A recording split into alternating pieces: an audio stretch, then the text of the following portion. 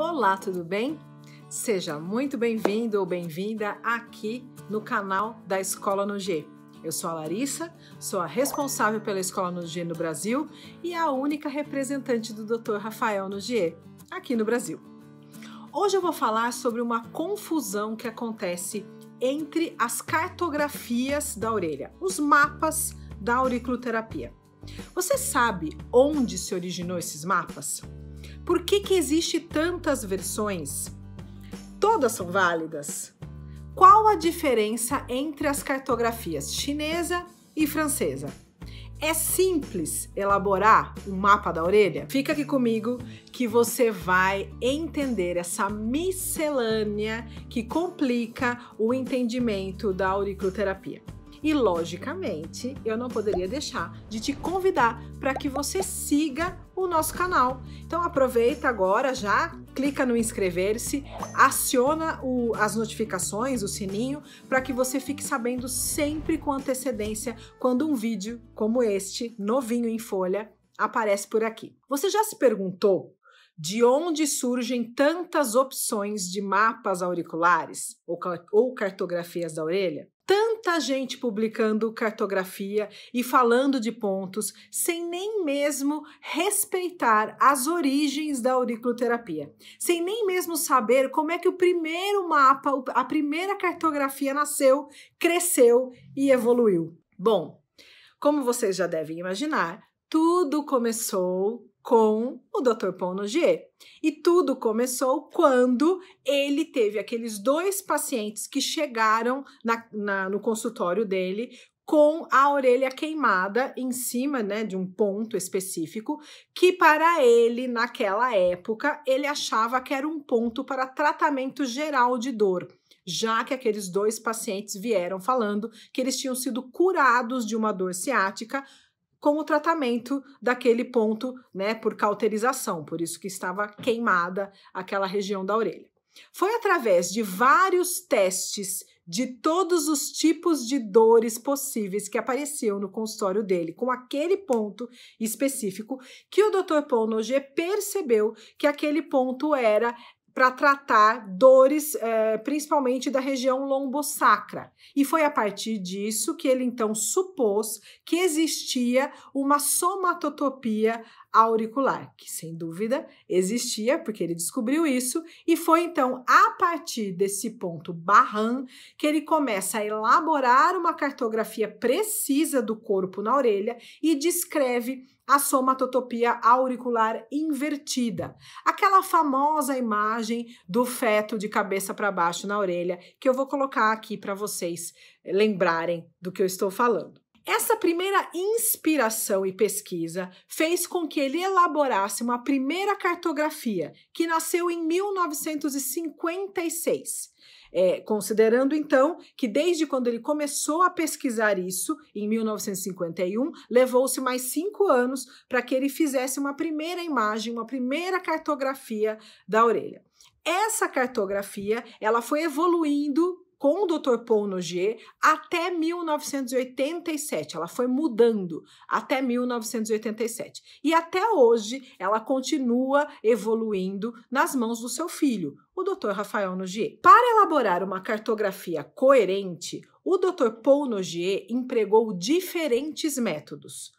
O estudo da forma da orelha permitiu, em um primeiro momento, a localização de zonas prováveis, de estabelecer relações de contiguidade, de razonar em função dos estágios vertebrais e de ter em conta a possibilidade de uma metamerização na orelha. Para a gente entender um pouco essa evolução das cartografias, eu vou dividir essa história em dois grandes períodos super importantes. O primeiro período vai de 1951, quando o Dr. Paul Nogier se deparou com esses dois pacientes, até 1968. Foi um período de busca de correspondência entre a periferia do corpo e os pontos na orelha por estimulação na periferia de forma nociceptiva, ou seja, estímulos incomodantes, estímulos de dor, ou estimulação de pontos específicos na orelha também de forma nociceptiva. Em 1969, no final desse período, Dr. Paul Noguet descreve como ele conduziu essa pesquisa. Então ele falava o seguinte, que em um homem são, uma excitação periférica convenientemente escolhida permite coletar ao nível da orelha uma informação maior, sempre no mesmo local, por um mesmo tipo de excitação. Ele ainda coloca, compreendemos então que um problema patológico pode, quando analisado através de uma excitação provocada, se manifestar em pontos muito precisos anteriormente detectados.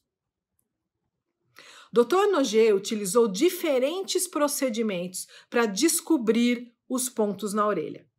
Por exemplo, correspondência patológica, provas terapêuticas, observações particulares, confirmação elétrica e prova experimental. Foram todos esses os tipos de procedimento que ele empregou para descobrir os pontos na orelha. E eu vou falar um pouquinho de cada um deles especificamente para a gente entender como é que se procedeu essa evolução das cartografias da orelha. Correspondências patológicas. Então, a pesquisa sistemática de dores vertebrais ou dos membros era utilizada para verificar e precisar os pontos correspondentes na orelha com a ajuda de um palpador de pressão que ele mesmo criou, com o auxílio de uma caneta Bic e uma mola que ele colocava dentro dessa caneta. Eu falo bastante sobre essa história no vídeo da história da auriculoterapia. E eu vou deixar o link do vídeo aqui no canal, onde lá eu detalho um pouco mais sobre esse período inicial da história, em que ele construiu o primeiro palpador e tudo mais. A segunda forma, então, o segundo procedimento que ele usava para construir, né, a cartografia, eram as provas terapêuticas, ou seja, estudos de sucessos terapêuticos que ele tinha utilizado esses pontos que ele já tinha previamente encontrado em uma patologia. Assim, o que acontecia? Depois de pesquisar a relação somatotópica, ele começou a usar propriamente estes pontos para o tratamento daquilo que surgia no consultório dele. E então ele foi recolhendo provas terapêuticas de que as suas pesquisas estavam corretas. Ou seja, aquele ponto que correspondia ao ombro realmente aliviava um problema no ombro e assim sucessivamente. Observações particulares foi um outro procedimento que ele utilizou para desenvolver a cartografia. Então, o estudo de certas doenças e certos pacientes em particular que apresentavam uma sensibilidade extra, particular, individual, onde a pessoa se encontrava em um estado tal de sensibilidade que a simples palpação de certos pontos da orelha revelava no corpo, na região periférica correspondente, uma dor difusa. Ou seja, existiam alguns pacientes especiais que tinham uma sensibilidade diferenciada, que foram grandes colaboradores da confirmação de pontos que o Dr. Noguet pesquisava. Uma outra forma, então, de procedimento foi a confirmação elétrica, o emprego da detecção elétrica utilizada a partir de 1963 para confirmar as localizações já anteriormente descritas ou mesmo a colaborar com a criação de novas localizações, principalmente se tratando da parte orgânica do nosso corpo. E por último, as provas experimentais. Experimentação mesmo, estudo por estimulações seletivas com estímulos diferenciados como frio, calor, estimulações eletromagnéticas e fotônicas, entre outros, foi com que ele foi pouco a pouco construindo então essas cartografias. Então, esses diferentes procedimentos permitiram ao Dr. Paul Noguet desenvolver grandes linhas de localização da orelha, linhas que nos servem de guia até hoje, mas que evoluíram e tiveram grandes especificidades com o decorrer do tempo. Em 1956, então, ele publicou a primeira cartografia, que eu estou colocando aqui a imagem para vocês. Foi justamente este mapa de 56 que foi publicado em Xangai através de uma revista de acupuntura que pertencia a um outro médico alemão, Dr. Gerhard Bachmann, que fez a tradução então para o chinês e publicou esse artigo do Dr. Paul Nogier em Xangai em 1956. Este mapa que baseou a cartografia chinesa que é a que existe até hoje, ou seja, a cartografia chinesa de hoje em dia é baseada nesse primeiro mapa do Dr. Paul Nogier de 1956.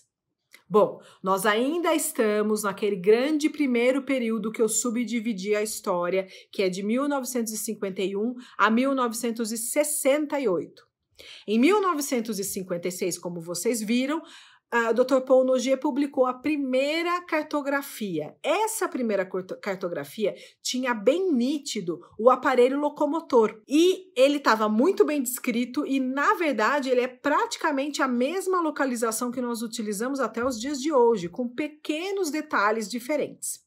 Em 1959, as localizações da concha ficaram um pouco mais precisas.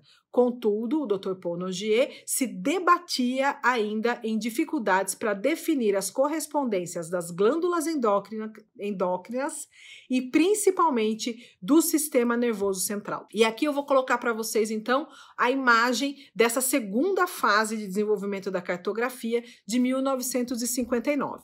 Como a gente pode ver, já teve bastante precisão em vários pontos, inclusive da concha, mas a parte do sistema nervoso, a parte do lóbulo, está praticamente vazia. E ela continua vazia até na terceira fase, que é de 1966, onde ele publica mais uma atualização, que eu vou colocar aqui para vocês, com uma cartografia já baseada em provas terapêuticas, porque ele já tinha, logicamente, desenvolvido todo esse primeiro mapa e essa segunda atualização de 59, então ele já tinha utilizado bastante esses pontos, que fez com que enriquecesse as provas terapêuticas, e ele então fez uma atualização, que é isso que vocês estão vendo aí, de 1966, que já existiam pontos ligados à resolução de problemas e a funções orgânicas, inclusive. Bom, em 1966 acontece uma renovação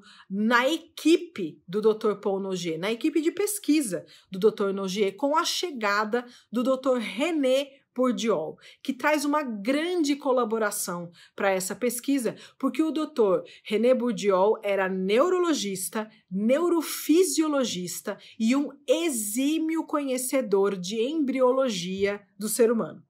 Então, o Dr. René Bourdiol chega para fazer parte da equipe do Dr. Nogier, ele se integra, né, à equipe de pesquisa ao redor do Dr. Nogier e acrescenta o seu conhecimento em neuroanatomia. A sua expertise em embriologia, como eu disse, e na inervação da orelha, permite fazer a distinção da relação e das derivações na orelha dos tecidos embriológicos, endoderma, ectoderma e mesoderma.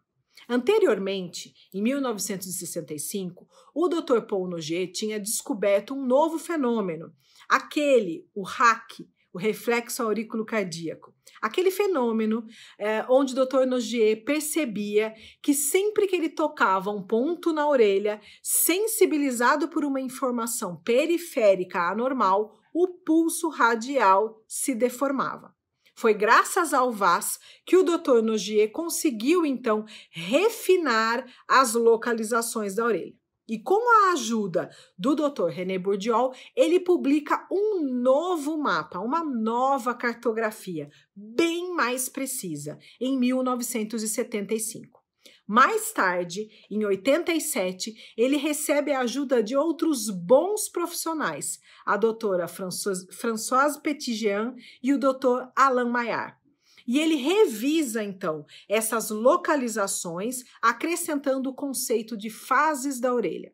Aqui na sequência, eu vou colocar primeiro o mapa de 75, que é muito preciso, muito definido, cheio de localizações detalhadas, e depois a sua passagem para um mapa mais enxuto de 1987. Então aqui a gente consegue falar do segundo grande período, que é o período de 68 a 87, onde acontece, então, a colaboração do Dr. René Bourdiol e dessa nova fase aí, onde ele começa a colocar na orelha as zonas de probabilidade. Então, retomando, até 1968, o Dr. Noguet estudava as correspondências da periferia do corpo com a orelha, somente estimulando a periferia com procedimentos nociceptivos: dor, calor, frio. Isso permitiu ele estudar sobre a orelha as modificações de sensibilidade dos pontos e as suas modificações também de resistência elétrica. Após 1968, a excitação periférica era feita em procedimentos já não nociceptivos. O Paul Noguet utilizava, então, uma estimulação fotônica indolor. Ele estimulava a pele do indivíduo examinando com fótons que atravessavam uma preparação biológica de um tecido estudado. Para isso, ele começa a usar anéis testes sobre a pele, com um preparo específico de órgãos humanos. Sim, órgãos humanos. Ele solicitava a biólogos especializados que fizessem para ele um preparo de órgãos humanos, de órgãos que eram retirados após morte e que era feito, então, um anel teste como este aqui, mas que preenchia com pequenos pedaços de tecido humano. Logicamente, isso só era possível fazer em 1968, né? É um detalhe aí da história. Então, por exemplo, imagina que nesse anel teste continha um preparo com tecido de estômago são, saudável, hein? Porque senão mudaria aí a frequência. Então, um estômago saudável era colocado no tecido, era feito esse preparo num anel teste. Com esse anel teste, o Dr. Noguet fazia, então, uma pesquisa no braço do paciente são, que na verdade não seria um paciente, né? Era uma cobaia humana aí, sã.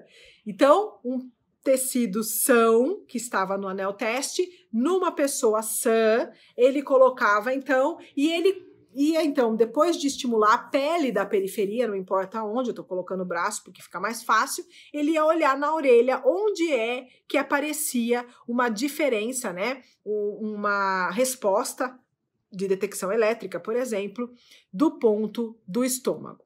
E também utilizando, logicamente, o VAS. Então, ele escaneou os pontos da orelha, estimulando pontualmente de diferentes maneiras, anotando quais eram os pontos que reagiam e quais os que não reagiam às determinadas estimulações que ele fazia. Com a ajuda do anel teste, por exemplo, que eu estou dando esse exemplo do estômago, ele colocava sobre a pele da periferia e com a ajuda do VAS, ele conseguia descobrir o ponto na orelha correspondente ao estômago. Foi assim que o Noguet pôde desenhar uma cartografia detalhada de correspondências auriculares. Essa pesquisa, baseada em um fenômeno subjetivo, teve a necessidade de preparações biológicas e anatômicas longas e tediosas, completamente difícil e complicada de se adquirir. E, finalmente, ele chega, então, no mapa mais utilizado atualmente, o mapa de 87, que é esse colorido que vai ser colocado aqui, onde ele prefere a marcação de zonas de probabilidade para encontrar o ponto através de uma detecção. Mas vamos lá. Hoje, quais os problemas que nós enfrentamos ligados às cartografias auriculares? As cartografias de Paul Noguet, publicadas a partir de 56, foram inicialmente copiadas e depois alteradas por diferentes escolas no mundo. Isso foi tanto assim que hoje nós vemos numerosas cartografias diferentes. Versões italianas, versões chinesas, versões americanas. O Dr. Rafael Noguet nem sabe, mas existem versões brasileiras também. Podemos explicar essas disparidades de diferentes maneiras. Vou colocar aqui algumas delas. confusão sobre a natureza dos pontos da orelha. Confusão sobre a precisão do ponto. Confusão sobre a interpretação semiológica da existência do ponto. Confusão entre acupuntura e auriculoterapia. E uma quinta razão, confusão na localização topográfica dos pontos. Bom, vamos falar um pouquinho de cada uma delas, né? A confusão sobre a natureza dos pontos da orelha. Os pontos da orelha não têm a mesma natureza. Existem os pontos dolorosos e os pontos de menor resistência elétrica. Na verdade, se eles são diferentes, eles têm funções diferentes. Ora, certos autores acharam correspondências estudando somente os pontos reflexos. Outros, somente os pontos de resistência elétrica, de diferente resistência elétrica. Mas os pontos de auriculoterapia são complexos. Já se comprovou que eles comportam notavelmente células de Langerhans e vasos linfáticos. A partir disso, passa a ser lícito pensar que uma estimulação em um ponto auricular por uma agulha vai não somente estimular o sistema nervoso, mas também ativar células apresentadoras de antígenos, que vão migrar nos gânglios das proximidades, disparando uma recirculação linfocitária em todo o organismo, e principalmente no órgão-alvo. Essas células são as bases da secreção das interleucinas, que por sua vez são capazes de modificar o trabalho de certos núcleos centrais e principalmente o hipotálamo. Bom, essa complexidade ligada à natureza dos pontos explica em parte os diferentes efeitos observados após a estimulação de um ponto da orelha. Então, se eu me baseio na construção de um mapa a partir da ação que esse ponto tem na periferia, e se esse ponto tem múltiplas ações, começa a ficar difícil a definição de alguns mapas auriculares. Confusão sobre a precisão do ponto. Bom, certas cartografias propõem a localização de órgãos muito precisas, na forma pontual, ponto a ponto. Paul Nogier inovou isso em 1987, publicando uma localização de zonas auriculares mais extensas que representavam, na verdade, zonas de probabilidade de encontrar um ou mais pontos que tratasse aquela situação através de uma detecção elétrica. Em 1987, por conta dessa confusão que já existia, em Seul aconteceu uma reunião da Organização Mundial da Saúde, proposta pela própria organização, para que começasse a acontecer, então, uma padronização de pontos. Esse problema foi muito bem salientado nessa reunião. Mas não precisam acreditar em mim, não. Vamos assistir aqui um vídeo onde o próprio Dr. Raphaël Nogier explica, ele que estava envolvido diretamente nisso, ele explica como é que tudo isso funcionou. Puisque je vous ai parlé de l'oreille, je voulais simplement vous signaler qu'il y a un lien entre l'auriculothérapie et l'OMS. Souvent, on me pose la question, donc je vais vous y répondre. Então, a gente percorreu até agora o caminho do Paul Nogier para chegar nas cartografias finais, e agora eu vou falar para vocês qual é a relação que existe entre a auriculoterapia e a Organização Mundial da Saúde. Alors, vous savez que l'Organisation mondiale de la santé est une émanation de l'organisation de l'ONU, hein, des Nations Unies. Vocês sabem que a Organização Mundial da Saúde é uma parte da ONU, da Organização das Nações Unidas. C'est-à-dire qu'on a plus de 185 ou 190 nations, pays qui sont représentés à l'OMS. Então, vocês sabem que tem cerca de 145 a 100 et l'OMS, 185 à peu près. Há 185 países representados na ONU e na Organização Mundial da Saúde. Et donc, si vous voulez, l'OMS est constituée de 6 régions. E a Organização Mundial da Saúde é composta de 6 regiões. Alors, il y a les Amériques, as Américas, l'Europe, a Europa, l'Afrique, a África, le Moyen-Orient, o Oriente Médio, l'Orient, o Oriente et puis, je crois, le Pacifique Ouest. e o Pacífico Voilà. Oeste.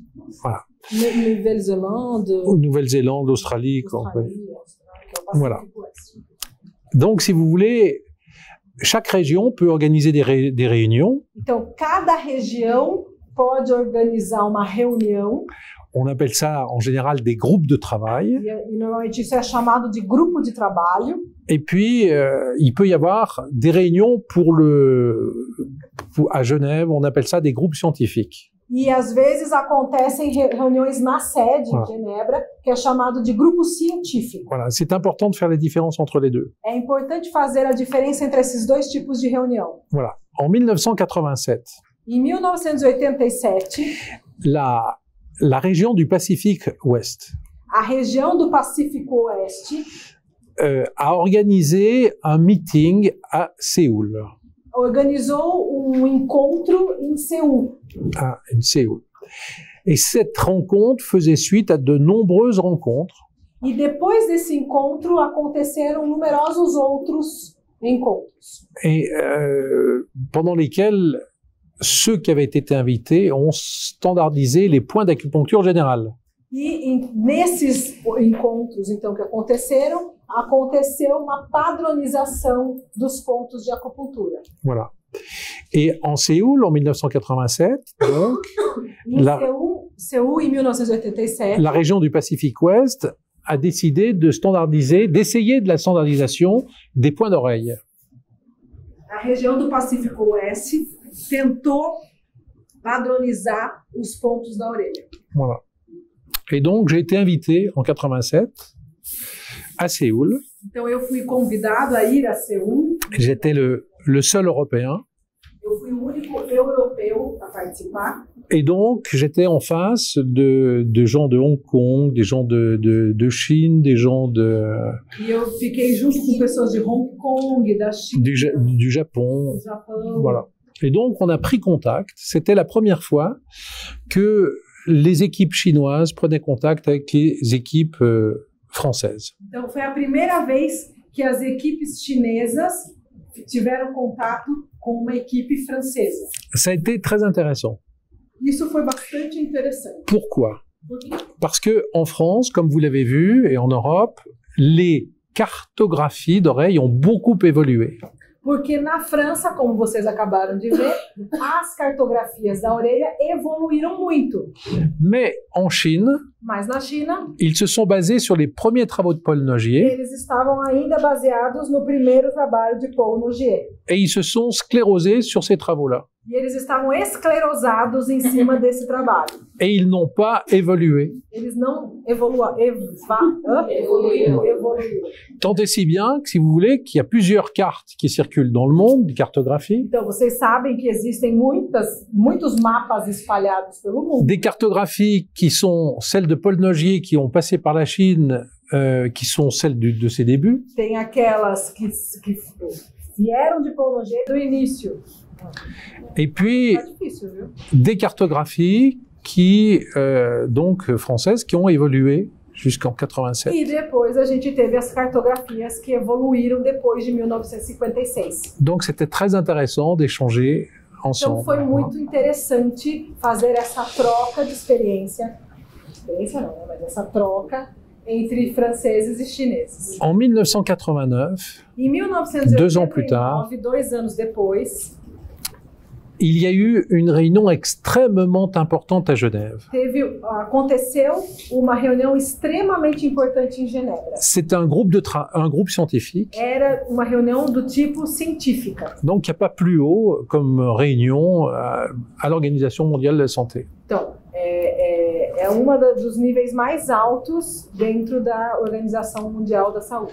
Voilà. Et cette réunion qui réunissait 12 experts du monde entier, E essa reunião reuniu 12 experts do mundo inteiro, une quarantaine d'observateurs, mais ou menos 40 observadores, a standardisé la nomenclature des points d'acupuncture chinois. E que tinha o objetivo de padronizar os pontos de acupuntura chineses. Le président de ce groupe scientifique était le docteur Tom Tsiong, qui est mort. O presidente desse grupo científico era o senhor Thomas Tsiong. Tsiong, chinês, Et que é morto. Et le rapporteur, E o redator c'est moi. foi ele, Rafael Nogueira. Donc, c'était pour moi un grand honneur, évidemment. Então, para mim, logicamente, essa reunião faire foi ça. uma grande honra. Alors, on a standardisé 361 points d'acupuncture. Então, nós padronizamos 361 pontos de acupuntura. Et le dernier jour est arrivé le problème des points d'oreille. E no último dia, né, começou o problema dos pontos da orelha. Et là, les Chinois se sont, comme les chats, ont sorti toutes les griffes. Os chineses pareciam aqueles gatos arrepiados. Ils ont dit, nous, on veut pas standardiser les points d'oreille Falaram, não, a gente não vai participar dessa padronização de ponto da orelha, parce que les points d'oreille ne sont pas chinois. porque os pontos da orelha não são chineses. Donc, on veut pas les standardiser. Então, a gente não quer padronizar nada disso. Alors, on a pris comme recommandation du groupe scientifique, il faudra standardiser les points d'oreille à part. Então, nós tivemos, inclusive, dentro da redação da reunião, que era necessário padronizar os pontos de acupuntura depois. Et donc, les points d'oreille ont Da été orelha, desculpa, depois. standardisés en 1990 à Lyon. Então, os pontos da orelha foram padronizados em 1990 em Lyon Par un groupe de travail et non pas par un groupe scientifique. por uma reunião de grupo de trabalho e não uma reunião científica como tinha sido Voilà. a de 89. C'est-à-dire que c'est une réunion qui était en dessous du groupe scientifique, Ou seja, mais é uma reunião ça a que été- fica abaixo do nível, né, das reuniões de grupo científico. ce groupe de travail a réuni 12 experts du monde entier Mas esse grupo de trabalho de Lyon também reuniu 12 experts do mundo inteiro. et a réuni aussi, là aussi, une trentaine d'observateurs. Também tinha cerca de 30 observadores. Então, voltando aqui, nós estamos falando agora das razões pelas quais existe essa confusão de pontos. Eu já falei de duas razões. Eu já falei da confusão que existe sobre a natureza dos pontos e eu já falei sobre a confusão na precisão, na padronização dos pontos, que o Dr. Rafael Nogueira explicou um pouco aí nesse vídeo para vocês. Então agora vamos falar da terceira confusão, a confusão sobre a interpretação semiológica. Então, uma dor no pé, por exemplo, ela pode ser causada por um problema local no pé, por exemplo, um esporão de calcânio, ou ela pode ser causada por um problema lá no ciático, que é um nervo que sai da coluna lombar e que inerva, inclusive, o pé. Pensando assim, a solução da dor no pé pode ser encontrada num ponto sobre o pé, ou da orelha, né, lógico, ou no ponto da região lombosacral na orelha. Mas isso gerou outros tipos de confusão. Então, eu posso solucionar um problema no corpo baseado na etimologia da onde aquele problema veio, certo? Então, como é que existe, por exemplo, ponto da enxaqueca? Me explica. A enxaqueca é um fenômeno que pode ter vários tipos de causa. Não é um ponto no lóbulo que vai resolver o problema da enxaqueca. E existem alguns mapas que são baseados nesse tipo de resolução semiológica, que não faz sentido. Concordam? Confusão entre acupuntura e auriculoterapia. Bom, o fato da auriculoterapia francesa utilizar agulhas é a principal razão da confusão que existe com a acupuntura, que também utiliza agulhas. Mesmo confusão com a acupuntura auricular, que eu já cansei de falar e vou continuar falando, não tem problema nenhum, porque o que eu mais quero é esclarecer isso. Então, eu já falei e vou continuar falando que uma auriculoterapia, que é a francesa, não tem nada a ver com a acupuntura auricular. Vocês já devem estar se baseando nisso a partir dos vídeos que eu venho publicando aqui. Se não, eu recomendo fortemente que vocês comecem a assistir os vídeos que eu publico e que estão explicando os fundamentos de base da auriculoterapia francesa. E para ajudar, então, existem algumas cartografias que misturam as duas vertentes. Qual que é o resultado disso?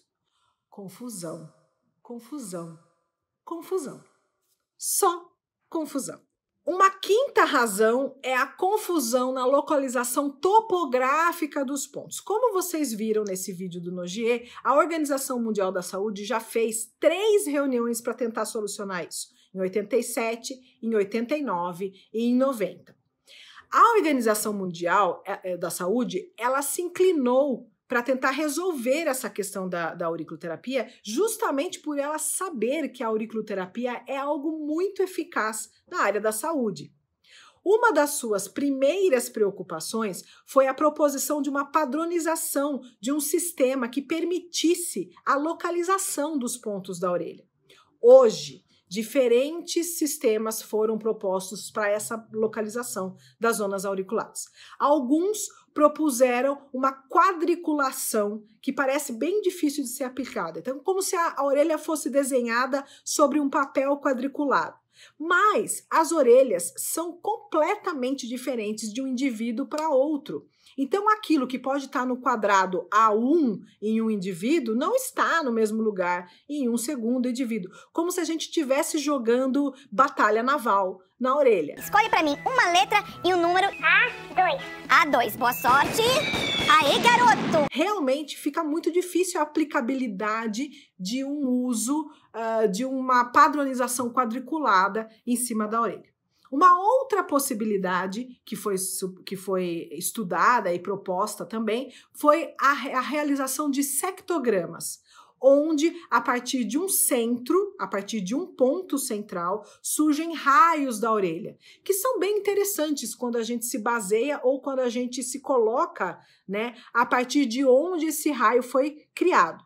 O melhor dos sectogramas é baseado no ponto zero, e a partir dele você faz uma linha de relação de raios, a partir inclusive de vértebras, que a gente tem na antihélice, e consegue criar aí raio T1, raio C7, e a gente consegue se localizar a partir disso. Porém, existe confusão em sectogramas, porque existem linhas que colocam como ponto central um ponto da região do trago. E aí mistura tudo novamente. Então, se for utilizar uma base sectogramal, você tem que pelo menos saber de onde é que parte o centro desse sectograma para que você não tenha confusão, porque senão você estará de novo caindo numa grande confusão envolvendo a cartografia. Mas vamos pensar na solução disso? Como é que poderia resolver? Esse é um grande trabalho, que ainda é um grande trabalho, dos grandes pensadores da auriculoterapia, incluindo o Dr. Rafael Nogier. Para ele, a padronização, ela realmente é interessante, principalmente se nós, os mais interessados nisso, que somos os auriculoterapeutas, sigamos algumas regras relacionadas já à evolução do estudo da auriculoterapia. A primeira é adotar, a nível internacional, uma orelha padrão e uma detecção padrão para essa orelha. Definir exatamente o que são os pontos da orelha e fazer vários tipos de mapa de acordo com o tipo de ponto. Ou seja, deveria existir cartografia de acordo com os tipos de pontos existentes. Admitir as variações do posicionamento dos pontos e falar sobre as zonas de probabilidade de encontrar os pontos, mais do que pontos localizados especificamente, porque nós somos diferentes, de humanos para humanos, de orelha para orelha de um mesmo humano. Incluir nos estudos a anatomia comparada, tendo em conta as variações morfológicas das orelhas no mundo animal. E definir um método padrão para estudar as correspondências orelha-periferia, periferia-orelha, orelha-sistema nervoso central. Enquanto a gente não chegar num acordo sobre isso, a gente vai continuar vivendo nesses dilemas sobre cartografias da orelha. Então, a auriculoterapia, ela repousa sobre a validação das cartografias auriculares. Até hoje, os métodos para definir os pontos da orelha foram definidos, principalmente de forma clínica. É provável que nos anos futuros o conhecimento exato da natureza dos pontos, a contribuição de procedimentos dinâmicos, como a ressonância magnética funcional, os marcadores celulares, permitirão a melhora da precisão das cartografias auriculares. Enquanto isso, por favor, não se deixe enganar. Procure fontes fidedignas de estudos profundos e tradicionais da auriculoterapia francesa. Existe essa fonte. Essa fonte está aí, estudando a auriculoterapia até os dias de hoje. Então, não se deixe enganar. Vai atrás da fonte real da auriculoterapia francesa. Não é simples construir um mapa da orelha. Espero que eu tenha deixado claro isso. Então, não é qualquer um que faz um desenho da orelha e coloca lá o que ele acha que seria a ação de um ponto. Seja esperto. Espero que vocês tenham aproveitado esse vídeo e até o próximo vídeo.